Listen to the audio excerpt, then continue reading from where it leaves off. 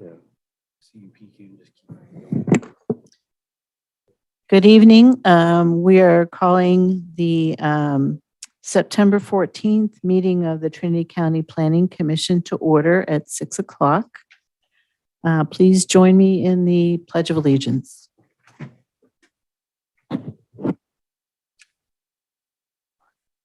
Pledge allegiance To the flag of the United States of America and to the republic for which it stands, one nation, under God, indivisible, with liberty and justice for all.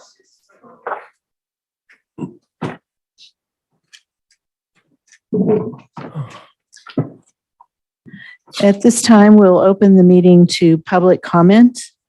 During the public comment period, members of the public may address the Planning Commission on any matter not listed on the agenda that is within the subject matter jurisdiction of the Planning Commission. Do we have any public comment in the room? Do we have any public comment on Zoom?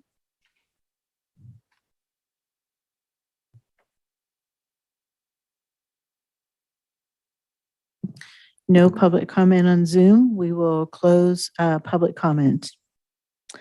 And we will move on to the regular calendar. So item 1 is to approve the minutes of the August 3rd, 2023 and the August 10th, 2023 meetings.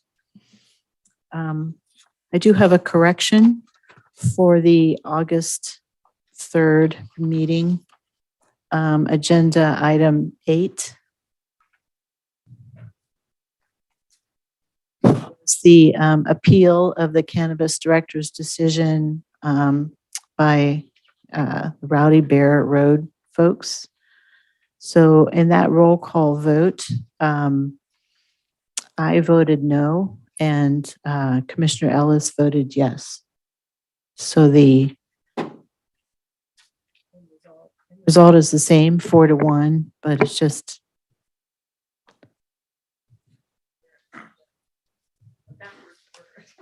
Yeah, I'm trying to. 8. So item 8 follows item 4. The correction is that Commissioner Ellis voted aye. Commissioner Fall voted no.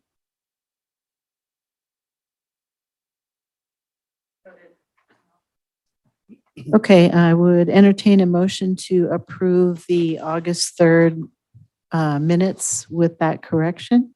I'll make a motion, including the correction on the item 8 appeal. A second. I'll second. So we have a motion by Commissioner Sharp, second by Commissioner Barrett. All in favor, please say aye. Aye. Any opposed? No, thank you. We will move on to approval of the minutes for August 10th. Do we have any corrections? And if not, a motion to approve? I'll make a motion to approve the minutes of August 10. A motion by Commissioner Heaton. Do we have a second? I'll second that. A second by Commissioner Ellis. All those in favor, please say aye. Aye. Any opposed? Thank you.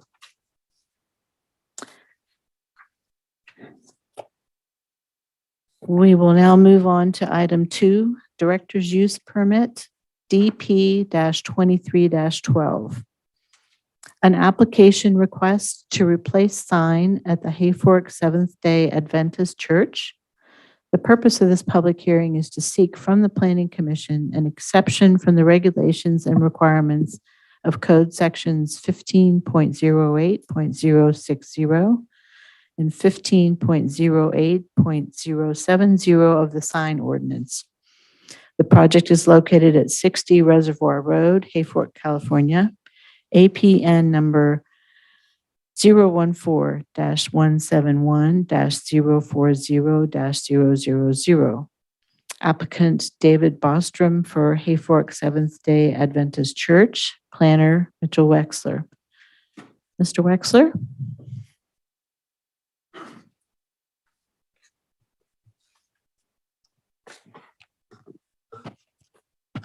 Good evening, Commissioners.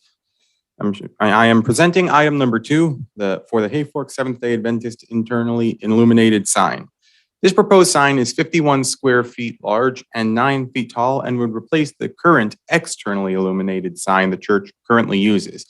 This sign has been up to 50 years old potentially, and it is seen by the church as long past due to replace.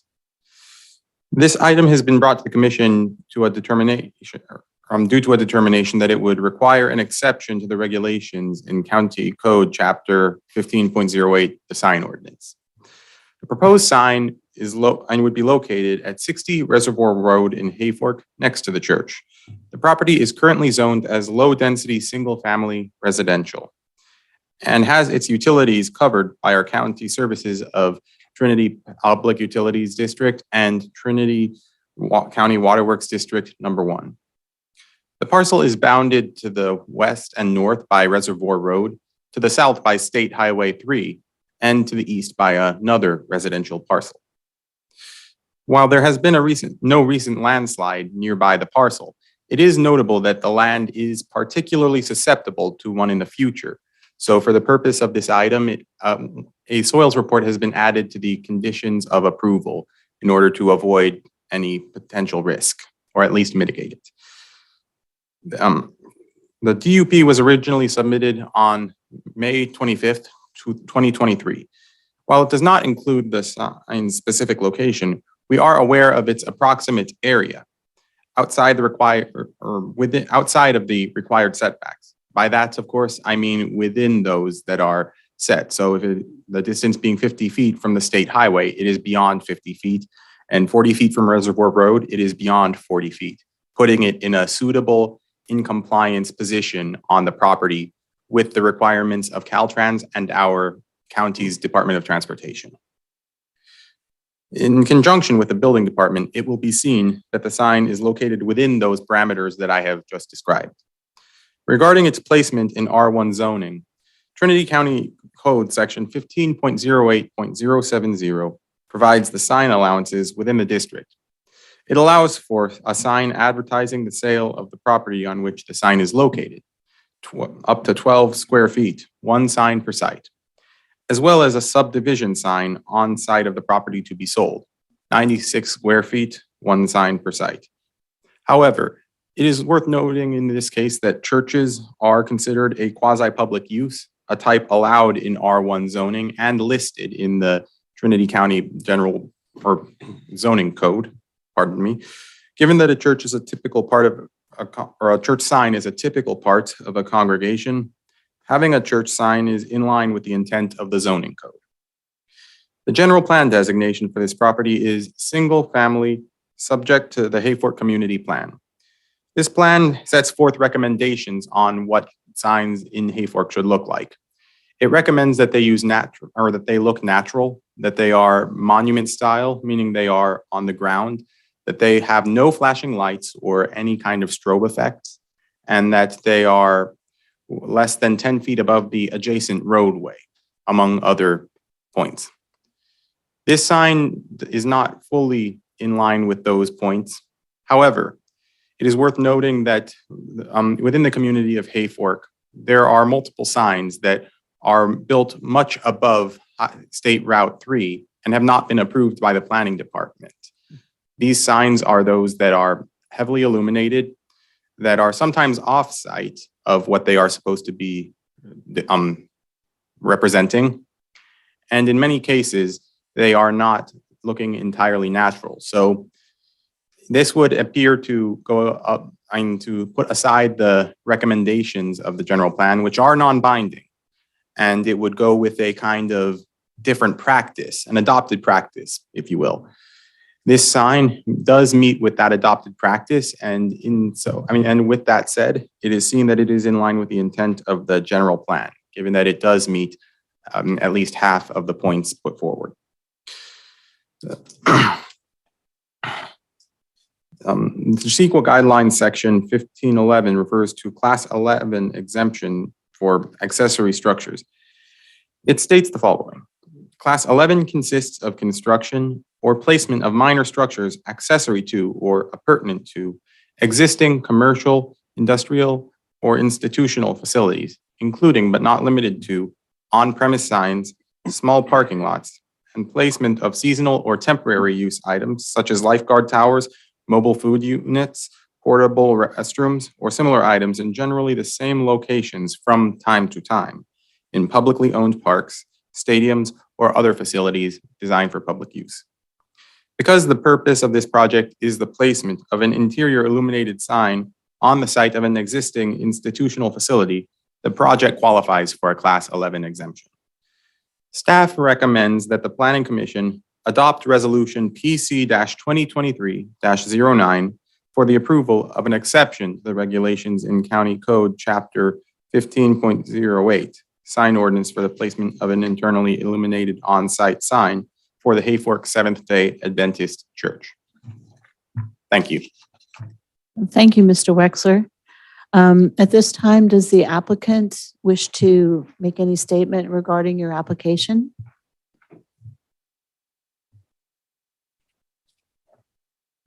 Yes, I would. And appreciate learning about this. Mitchell, thank you so much for a good introduction. And Debbie Roget. I just mentioned this at the start, these two people, because when we moved here about in 2014 and began to property that we bought back in 1980, we were very impressed with our building department. Jim Santiago and Jeff Dickey. Jeff was our inspector when we built a log home here. So we moved here after retiring. And I must say this, I wish our pastor could be here tonight, but he couldn't be here. So I'm first elder of the church representing this request. But in a time of negative news, I just want to say how much we appreciated the building department. And then about 4 years ago, almost 5 years ago, because we needed a new sign, and because across the street from our church, Signs Plus had put the high school sign, a digital red sign, and with all the information, flowing from high school. And then, and so that's what stimulated us to bring a group over to the building department. But at that time, they encouraged us, well, that probably wouldn't be acceptable. And they were all very compliant in that opinion. And so we backed off and let rest until last November. And this is where, when we had moved here and built here, and we saw a new digital sign going in at the elementary school, full color. And we had the sign across the street for the school. And then, of course, Wiley's some years ago has a digital sign. We thought, well, let's appeal again. We've seen so many good changes, even over here in Weaverville and in our town. They remodeled the elementary school. And we thought, well, let's go. And the building department was so favorable this time. Yeah, we'll handle it. We think it will go through. And then when I met Debbie and Mitch, I didn't meet Mitchell at first, but I want to say these people are employees that really give a positive impact and an impression of how nice our town is. And I want to say a special thank you. Now, in that light, the reason for us really requesting the sign is I moved here because our little Hayfork Seventh-day Adventist Church is very committed to our community. We used to have a school, but I know Dr. Kazire, our dentist, for 50 years, they've run the only real, like a Boy Scouts program. It's called Pathfinders. And that Pathfinder group itself is constantly having Mother's Day breakfasts or Father's Day and all other kinds of activities for the community. And it's all really involved with the boys and girls from the community and the school. And so that's the type of thing that's going on in our church. Because we're so committed to health principles, we have so many programs, whether it's reversing diabetes or vegetarian cookery, to extend your life, and all the other types of ministries. Sometimes there's one health program a month and other activities. And we always are faced with advertising. And so it became a natural thing. If we could just advertise the Pathfinder Club in the community and all of the health programs, it would save us so much, even though the sign is a tremendous investment, something like $25,000. That would sure make it easier because it's all electronic, easy to do. It was just smooth out our whole procedure of trying to promote and offer things to the community. And so our church would like to really present that positive welcome to our town. This would be probably a significant place when they enter our town. Aurora would be acquainted with that. It would be a landmark sign. But we want things on there that are positive, uplifting, inspiring, cheerful, and just encouraging the people to step up and live a healthy, happy, prosperous life. And so just from our heart to you, I'd just like to make an appeal for this. That we could have a sign that can really help the community. Right across the street, the school sign is there. I've been reading their activities for the last many years since I moved here. And I think it'd be wonderful to have a church right there in the community that would welcome everyone. And so I thank you for your time. Thank you. Do the commissioners have any technical or clarifying questions? Yes, if I may, Madam Chair. Can either planning or the owner, can you describe where on attachment D that sign would be?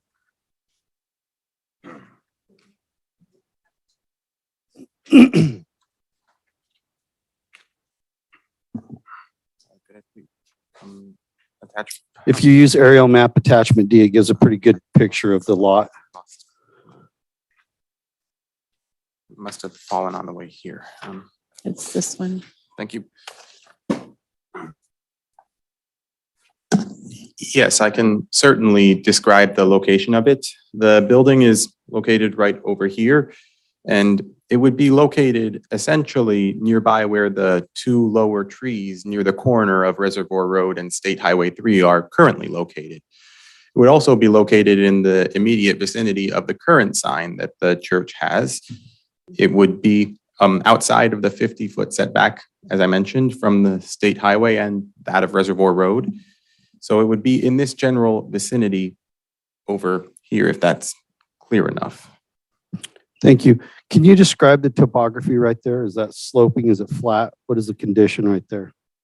The topography is mildly sloping. It does have a canal to allow for excess water to move through, effectively preventing it from going directly onto the main roadway. This little canal divides the roadway from the slight hill, more of a slope really, between the church and the road itself. How large is this sign in comparison to the one that is there now? What size is the one that's existing? I have not taken measurements of the existing sign. This sign would be very different in terms of its look and overall dimensions. I do know it would be much larger. However, it would effectively still be it would still be the church's sign and still operate in the same purpose, albeit one that is mildly increased for capacity to show information throughout the community. Sure. Would you say it's close to the same size or just much larger period? I would say that it is larger, but it is not too notably larger. It is a noticeable amount, but it is not one that would ultimately be consequential. Okay. And one last question, if I may. You mentioned a soils report being necessary for this. Can you explain the reason for the soils report?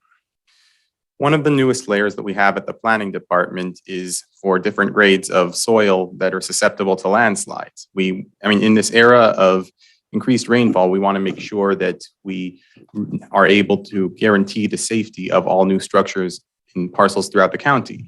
When I looked over this area, it showed that there was a high susceptibility. It's worth noting that there is no major slope in that area. It's a very slight slope, but in order to allow for caution and allow for us to be certain, it was recommended that we have one just to be safe. So would you say the soils report is so you can gain information on how large to build the ballast for the sign? That's one interpretation. It could be also about how deep to go down, depending on the... That is the ballast, yeah. Oh, got it. Thank you Yeah. for that clarification. Yeah, okay, no, I just wanted to make sure it wasn't on some steep slope or something, so it doesn't sound like it is. It's more about the anchoring of that sign. Yeah, I'd say that if I had to display it, I'd say the slope is roughly about, it's notable from the highway. It's about this much, I would say. It's 20 degrees, 25 degrees? yeah, the kind that a child could run up with enough momentum. Perfect. Thank you so much. Thank you. I have another question. Commissioner Heaton? Oh, thank you. Now the sign that is this the sign that we're with the dimensions and everything else? Is this the sign that we're looking at acquiring there in Hayfork? Yes.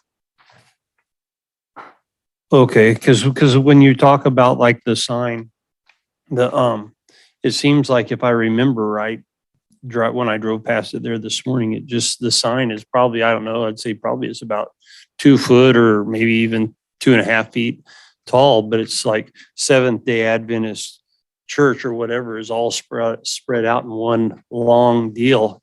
And just looking, because it's like the calculations, if you call it a 8 by, for the height, 8 by 6, that's only 48 square feet. It seems like there'd be quite a bit, it'd be square footage wise.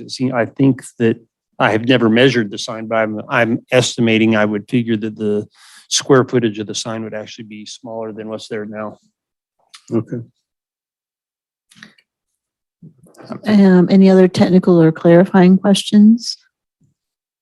So I'm just curious, the landside susceptibility map, is it more intended to like look at buildings and the effect of a landslide on a building versus something like a sign? Like if a sign falls over, I don't know that the concern would be the same as if a building slid. So do you have any feel for what they were really trying to address with the landslide susceptibility map? My understanding of it is that it is largely for buildings. However, given that this is located nearby a major right-of-way, one that many parts of the county depend on in order to reach major hubs like Reading, if we have another winter like we have this last one, and it is increasingly looking like that is a possibility overall, there is a chance that this could dislodge parts of the ballast and slide it and have it fall over onto the roadway potentially. And while it may seem like a bit of a stretch at this moment, given how beautiful the weather's been, it definitely could be a concern. And that was what the planning department was trying to account for by having this. Madam Chair, if I may. It is common to order a soils report for signs, but not for landslides. It is always to establish that ballast because all soil composition is different. Some is sand, some is rock. Whatever that composition is how big a piece of concrete you need in the dirt to hold it. So it is common to see that. The landslide thing is not common. I've never heard of that. So my big question as well. Chair, if I may add one thing, Yeah. that is something that the building department would look at as part of their building permit process, and they may make a determination to require one or not at that phase, Okay, just to add some additional. thank you. Thank you. That's very helpful, Ms. Hedke. Okay, so we will now open this agenda item to public comment. So do we have anyone from the public in the room who would like to comment about this application? Anyone on Zoom? No comment on Zoom. Okay, so we will bring it back to the commission for a motion and discussion. I'll make a motion. Commissioner Sharp, I'll make a motion to adopt resolution PC-2023-09 for the approval of an exemption to the regulations in County Code Chapter 15.08 sign ordinance for the replacement of an internally illuminated on-site sign for the Hayfork Seventh-day Adventist Church. do we have a second? I'll second it. Second by Commissioner Heaton. Any discussion? My thought on is this. It was like they the gentleman said. It's like you have the high school sign right across the street. You got Bailey's down the road, or not Bailey's, Ernie's just Wiley's, thank you, just down the street. But everybody's just down the road. It's like, you know what? And you got the elementary schools there. It's like, to me, it's a no-brainer. Let's do it and let's not hold up progress. Okay, any further discussion? Okay, so since this is a resolution, we'll have a roll call vote. Commissioner Heaton, how do you vote? Commissioner Heaton, how do you Aye. vote? Aye. Commissioner Sharp, how do you vote? Aye. Commissioner Ellis, how do you vote? Aye. Commissioner Barrett, how do you vote? Aye. And Chair Sharp, or Chair Fall, how do you vote? Aye. Thank you, 5-0. Motion approved to adopt resolution PC 2309. Okay, thank you for coming, and your sign exception is approved. So now you get to go to the building department. In 10 days.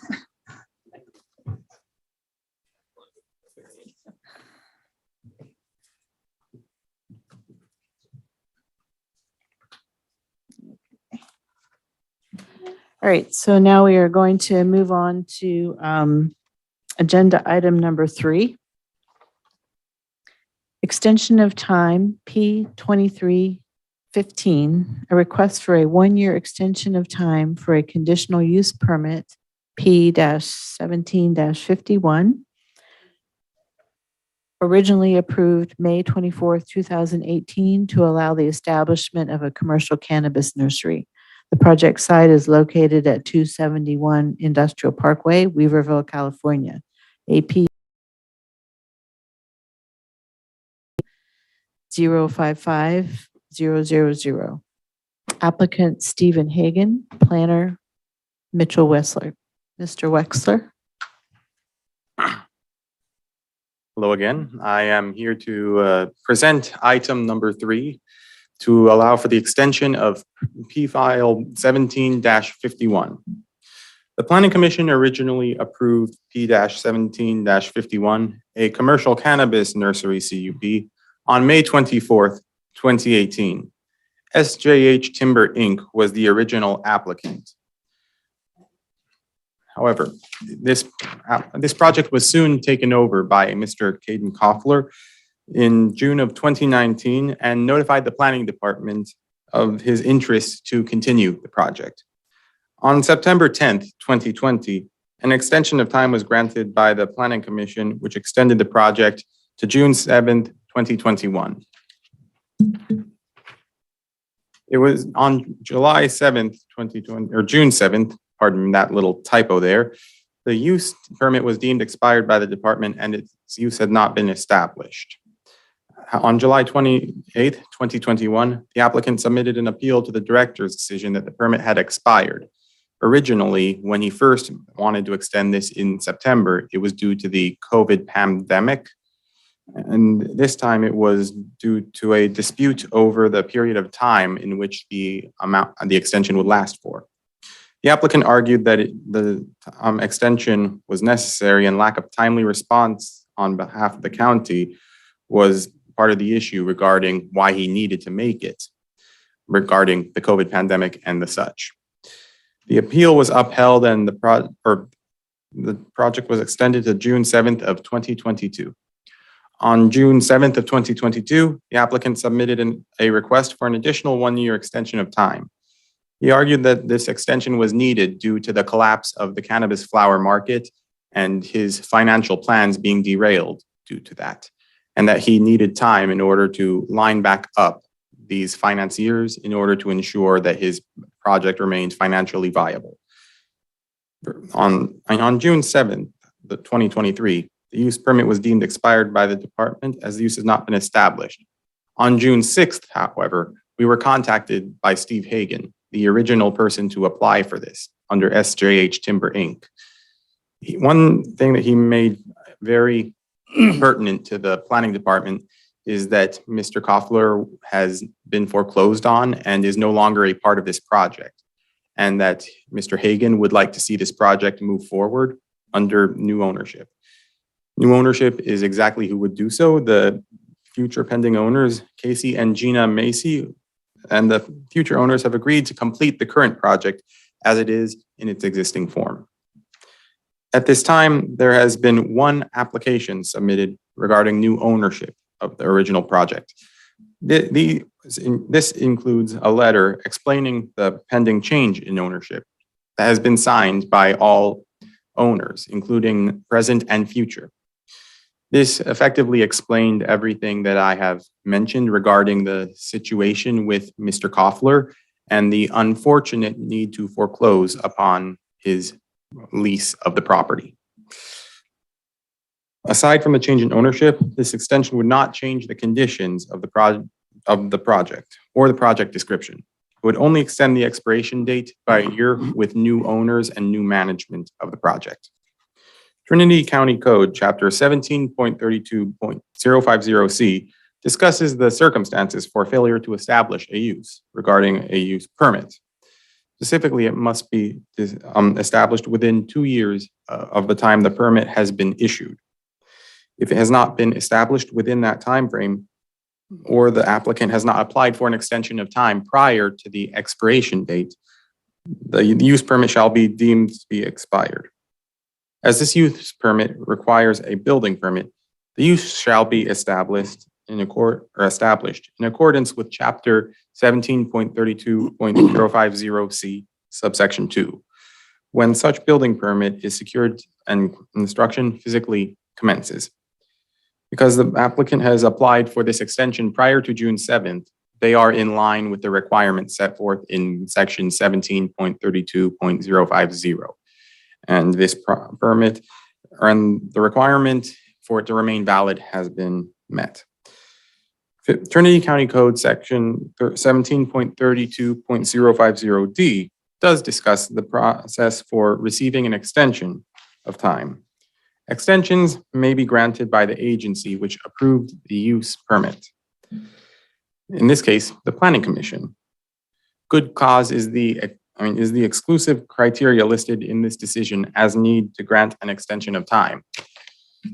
Because there is new ownership of this parcel, as well as a lack of the financial issues that render the other project relatively undoable by the previous lessee, that would be considered good cause, as well as them signing on to the letter that declared their intention to move forward with the project. And on top of that, their signature of the indemnification form for the county. According to California CEQA guidelines, section 15.061, also known as the general rule exemption, it states that where there can be seen with certainty that there is no possibility that the activity in question may have a significant effect on the environment, the activity is not subject to CEQA. The temporary placement of an RV qualifies for a general rule exemption. And staff recommends that the Planning Commission adopt a California Environmental Quality Act determination of a general rule exemption 15061B3 and approve P-23-15 subject to the findings included in Planning Commission Resolution P-2023-10. Thank you. Does the applicant have any statement they would like to make? I realize that this property comes with a history of some problems of people taking ownership, not paying, going into foreclosure. My husband and I own the parcel that abuts this parcel, the old ConAg property. And we've been here for 22 years and have run a couple businesses. And it isn't our intention to allow this to run on any longer than one more cycle, because if it doesn't happen in that cycle, it's just not going to happen. So we're just asking that you give us a chance being new owners, not having to worry about foreclosure is this will close escrow fully and be done by next week. That for one more cycle, you give us a chance to extend this permit. That's about it, actually. Unless you have any questions for me. Thank you. Do you have any questions for the applicant? Nope. Well, thank you. Thank you. So any other technical or clarifying questions for staff? I have one for the planning commission department. One is is this permit being shifted from one person to another? And is the permit attached to the property? The permit is attached to the property. Caden Koffler was the lessee of the property, and he made it his intention to continue the project from Mr. Hagan. And under Caden Koffler, the project received the numerous extensions, as you have seen. And under the new owners, that would not likely happen, as there is not the same financial issues that mired the first one. Okay, so the permit is transferable to the owners because it's attached to the property. Yes, pardon me for going a bit. No, that's fine. I just wanted to make sure in my brain I got that. Madam Chair, if I may. Commissioner Sharp? I have a few questions. The approval was done in 2017, correct? It was in 2018 on May 24th. Okay, all right, yeah. I guess it was probably pulled in 17 by the thing. Okay, have you guys checked into if there's been any changes in code, CEQA, Title 24, any of those things in that time frame to make sure that that CUP is still valid? The CUP being valid was due to the extensions based on the code that allows for applied extent, or pardon me, I'm jumbling over my words a little bit. The general rule is that if an extension is applied for before the initial period is gone, then it may have an extension applied for. And then once the extension is approved, that would effectively extend the permit into the next date. And that has happened numerous times, unfortunately, due to the bad situation with Mr. Koffler. Thank you for that. I I guess have no other questions yet. so I guess you were trying to figure out if the criteria have changed for the issuance of the permit since it was originally. It absolutely has. So, I So, mean, all yeah. codes change. I mean, electrical code changes every 3 years. I mean, this is more for discussion though, so I'll save it. Do you want me to try to answer it? Or You can. I mean, I have a discussion point on it, so we probably should save it. an extension of time doesn't allow the commission to add any conditions or reevaluate for updated regulations. Understood. Yeah. Okay. Thank you for that. Okay, any other technical or clarifying questions for staff or for the applicant? No? Okay. So we will open the floor to public comment on this agenda item. Do we have any public comment in the room? Any public comment on Zoom?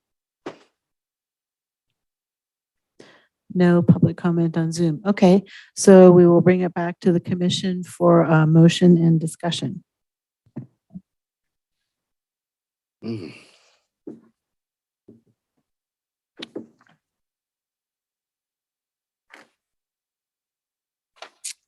Anyone care to make a motion for discussion purposes? I'll make a motion.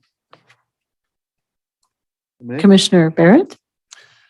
Yeah, my motion is to approve P-23-15, subject to the findings, including with planning commission's resolution for PC-2023-10.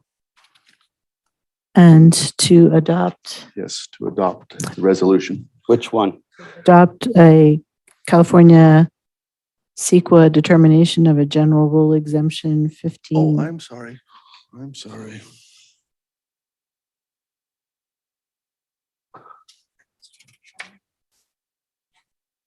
Where is it? Oh, I'm sorry. Choose A, B, or C. I apologize. Adopt California Environmental Quality Act determination, general exemption 15061B3. And approve P2315, subject to the findings included in the Planning Commission resolution PC-2023-10. Thank you for that. Do we have a second? I'll second it. So we have a motion by Commissioner Barrett, second by Commissioner Heaton. So discussion. Yes, if I may, Madam Chair. Commissioner Sharp.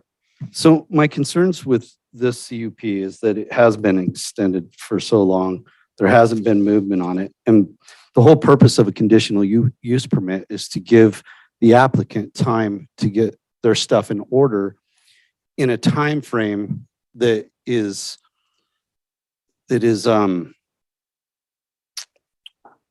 cohesive with planning, with building codes, with updates that may happen during that building timeframe. So when a CUP extends for 6 years, you can rest assured that laws, CUPs, all the standards that were present during 2017 with this, when this was, or 18, when this was originally granted, are different now. So when you start stretching projects on this far, all of a sudden you stop being in compliance with codes today. And I know that's not a reason to grant or for the planning department to deny an extension. It's certainly a reason for the planning commission to consider a denial based on those facts. If those facts weren't looked into by planning, then we don't have the facts.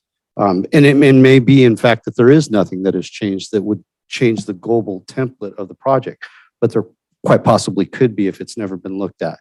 And typically, if this was, let's say that they were in their second year and they want to extend another 2 years, then you would be making an educated decision at that point that, yes, we probably are still within code parameters. Our general plan hasn't changed. The community vibe hasn't changed, that things are the way they are, and we can probably grant that with good conscience. In this situation, I don't know that we can. We are 6 years plus down the road from this initial inception, and things have changed. So that is, my argument to the board here to consider that before we approve this. So it was approved in 2018, so that would be 5 years, right? Okay. And then, so we have not changed as far as cannabis manufacturing processing, we have not changed the regulations regarding those activities. Are there other activities that you're worried about that have changed? I have nothing specific because I wouldn't have anything to go off of. My only consideration would be codes, building codes. If I may, Chair. Yes. I want to add on to my last comment where, when this applicant pulls a building permit, they will be subjected to modern building permit code standards, right, at the time that they submitted their building permit. But what I was getting at before is that the commission doesn't have the authority to add on conditions in relation to, the planning project that was evaluated in 2017-18. Right, that's understood. Or updated CEQA or anything like that. Has And they CEQA have changed? to adhere. Yeah, CEQA changes every single year. It changes almost every single minute. Yeah. But they have to adhere to the plans that they were approved to, because they're not asking for a modification. Understood. Right. So most of the CEQA changes, though, regarding cannabis have been related to the cultivation and all those issues, not really the processing and manufacturing part. Right. And this is nursery only, and they had an approved initial study. Okay. Do we have any other discussion? Yeah. My position has always been to help business prosper in Trinity County. The fact that this project has been delayed through COVID, financial constraints, and change of ownership shouldn't be a reflection on the intention of the new owner. I know the new owner. I know the old owner. I believe she is truthful and forthright with her intention to move forward on this project. It's zoned correctly. There are no additional changes. It's a good project, and we should embrace business opportunities in Trinity County, not push them away. Any other discussion? I would wonder what, and this is mostly because I don't know, and just so we're all clear, I'm not here to shut this project down. I'm here to make sure that we don't create a monster out of CUPs. And so what is the typical extension, of a CUP? Is it out of the ordinary to be 6 years into a CUP and extend again? Does anybody have that kind of? I'm sorry, I don't quite know how this mic works. I thought push meant that it allows me to talk. CUPs can be very complex. It often depends on the content of the project, and sometimes it can take many years. I just finished a lot line adjustment that went on for 7 years, and I'm glad that it was done. It's part of my job to help ensure that these things close and that the community at large can feel as though they are, or feel like they are being served, because that is my intention, and I do intend to serve.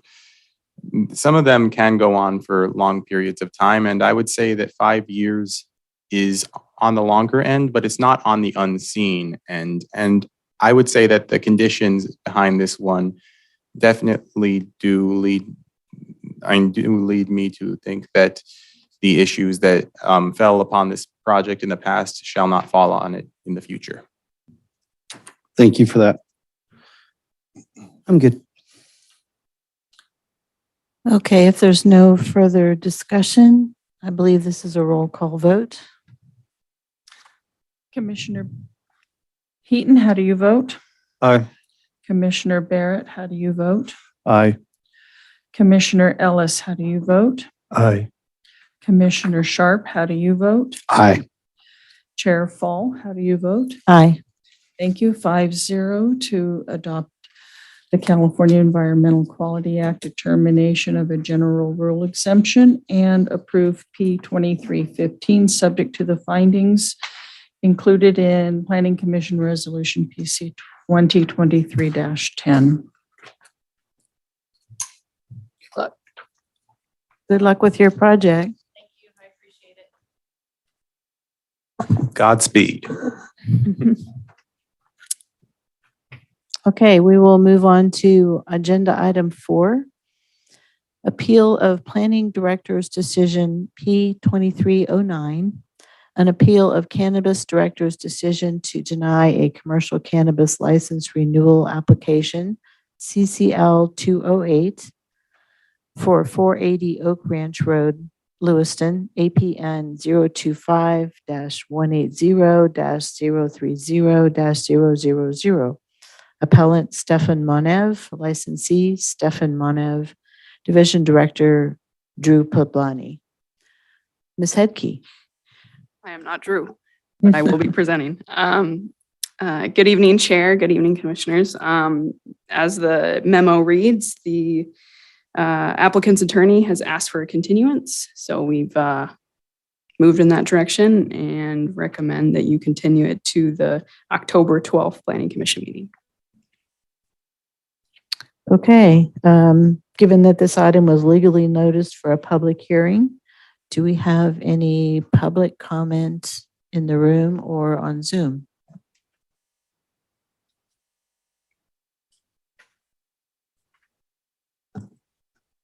Good evening, Madam Chair, members of the commission, Tom Belenko, Douglas City.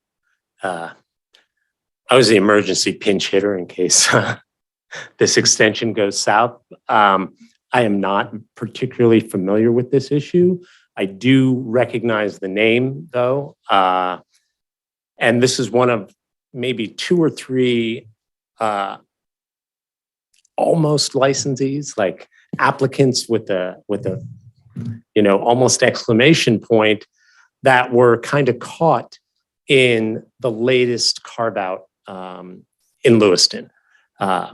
I think the commission knows I support carve outs. I think they are not a perfect solution, but they seem to be able to maintain some semblance of peace. They are not perfect. Somebody on each side is always a little upset. This is one of the people that got pinched in that they were, as I understand it, very close to the issuance, like almost come down and pick up your license kind of close when the carve out was passed. I'm not saying we can go back in time. We have evaluated that carve out, but I don't have a solution to offer you, but it would just seem better if there was something, some consolation. I know we all apply for entitlements. That's why they call them an entitlement, at the risk that the rules change. And there is case law that says rules can change up till the moment you're walking into the office to get your entitlement. But at the same time, this represents somebody who put a lot of effort in. I'm sure they put a lot of money in. Maybe there's an ability to transfer this license out of a carve-out zone. I don't know if this person has another property where that might be available, but maybe this is something where we could look at some kind of accommodation that's not an outright, sorry, thanks for trying. If they have another licensed property, maybe we make an exception and say, okay, you can have 2 licenses on. I don't know. I just think maybe when this does come before you, we can be creative in a solution. I don't know that the appeal will entice anyone. It's tough to upset that carve out, but at the same time, I do think it would be nice if we could contemplate some accommodation. Thank you. Thank you. So at this point then, I would entertain a motion to continue this item to the October 12th, 2023. Zoom. Oh, you have a public comment on Zoom? My apologies. Lori Wills, go ahead. Hi, this is Lori Wills in Lewiston, and I'm one of the residents in the opt-out area. And I don't know much about this particular applicant, but to the best of my knowledge, I believe it's a transfer in to the opt-out. And this particular applicant does not have grandfather rights in the opt-out. And one other point I want to make, I've had a recent appeal of a CCL on Coffin Road, and Crystal Bell also had a recent appeal of the same CCL on Coffin Road.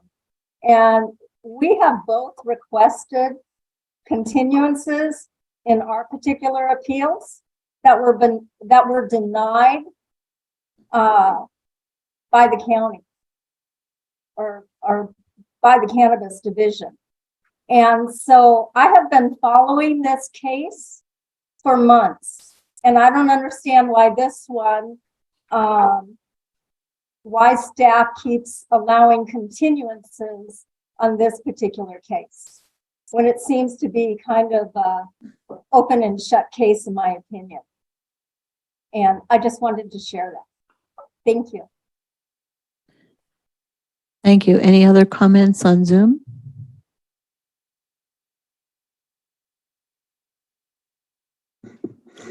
Melissa? Hi, Melissa from Weaverville. I just wanted to comment. I am a little familiar with the Monev case, and he's actually been trying, I think he came into the, or tried to get into the program prior to the Lewiston opt-out actually occurring, and he's been trying for a while. So I just wanted to put that out there. Thanks.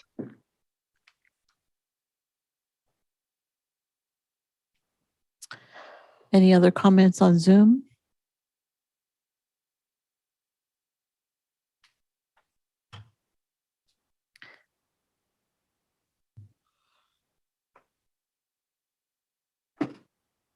No. Okay, being no other comments on Zoom or in the room, we'll bring it back to the commission for a motion.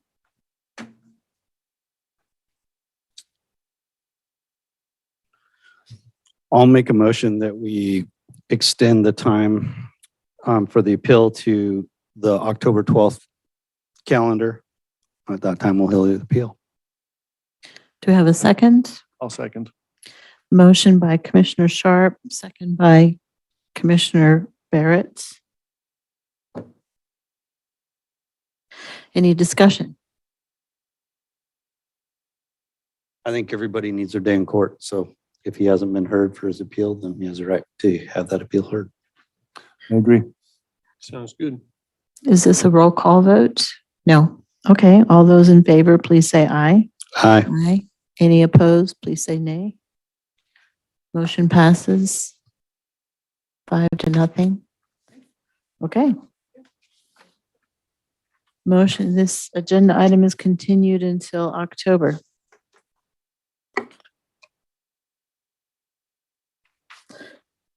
We'll move on to item 5, annual initial variance request, CCV-22-01. An application request to reduce the required 350 feet commercial cannabis cultivation setback from neighboring residential structures pursuant to County Code Section 17.43.050A, Paragraph 8. The project site is located at 860 top of the grade, Douglas City, California, 96024, APN 025-530-032-000. Applicant X Ha, planner Ms. Hedke. Thank you. So the story behind this one is that I was sick last week and we don't have an option for remote work. So I wasn't able to meet the deadline. So I have asked for the planning commission to continue it to the next meeting. And I look forward to finishing the staff reports to get these people moving. Glad to see you're feeling better. Okay, so do we have any questions for Ms. Hedke? No. Since it was advertised for a public hearing, do we have any public comment in the room? Any public comment on Zoom? Okay, no public comment. We'll bring it back to the commission for a motion. I make a motion that we postpone this until the August the August 12th. October. What did I say? August. Oh, yeah. Oh, we won't do it in August of 2024. We'll do it October 12th of 23. A motion by Commissioner Heaton. Do we have a second? A second. By Commissioner Sharp. Any discussion? All those in favor, please say aye. Aye. Any opposed, please say nay. Motion passes 5-0. We will hear this item in October. Item 6, annual initial variance request, CCV-22-37. An application request to reduce the required 350-foot commercial cannabis cultivation setback from neighboring residential structures pursuant to Trinity County Code Section 17.43.050A, Paragraph 8. The project site is located at 971 top of the grade, Douglas City, California, 96024, APN 025-530-030. Applicant B. Zhang, planner Ms. Hedke. Same story with this one. Was sick last week, couldn't get it completed. And I am proposing that we continue it to the October 12th meeting where it can be heard. Thank you. Thank you. Okay. I don't believe we have any questions. Given that this item was legally noticed for a public hearing, do we have any public comment in the room? Any public comment on Zoom?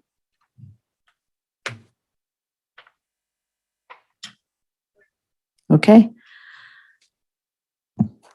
Then do we have a motion? get to do it. I motion that we go forward. You gotta speak real clear on the microphone. Is that not loud enough? No. I motion that we extend this to October 12th. Thank you. We have a motion by Commissioner Ellis. Do we have a second? A second by Commissioner Heaton.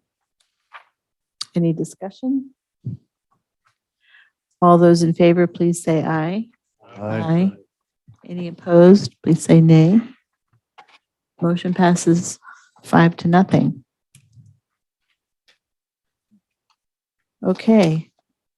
We will move on to Planning Commissioner reports. Do we have any Planning Commissioner reports? I have a question. I was under the impression that also we were gonna have the reason I'm even bringing it up is I have a fella out in Hitton Valley there that he, there's a cannabis grow, I think is license 771, I think is what it was. And we thought it was gonna be here on this go around of September. That's what he was told. That's what I was told. And so I was just curious of What type of project? it's a cannabis project in Hitton Valley, Cultivation? the cultivation. Use permit or an appeal? I'm not exactly sure what it is. All I know is that the guy is trying to get going from what I understand. I couldn't tell you who it is. The commission doesn't approve. No, but license types. it's supposed to come before because they are appealing the. Oh, it's in October? I called the gentleman. Okay, that was Mr. Gilman? Okay, thank you. Because he keeps sending me these texts. What do you find out? And I was like, so I told him, and so I wasn't sure. So that's why I was wanting to just clarify so I could get back with him.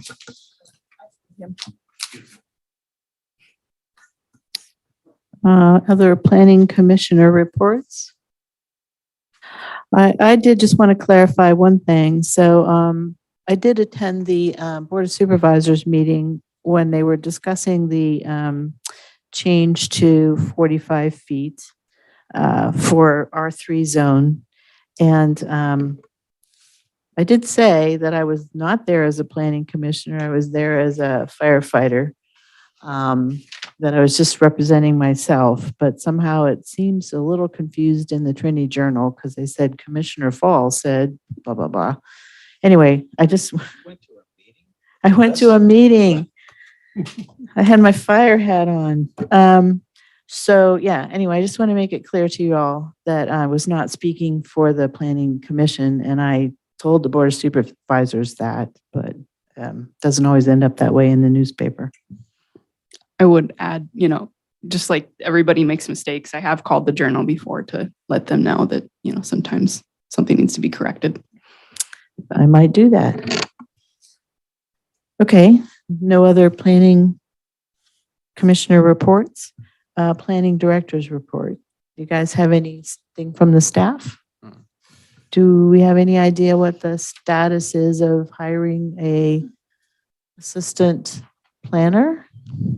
We are currently looking into a senior planner, and the goal is to have one by the end of I don't know the specific timeline, but I do know that the goal is to have one as soon as we can, of course.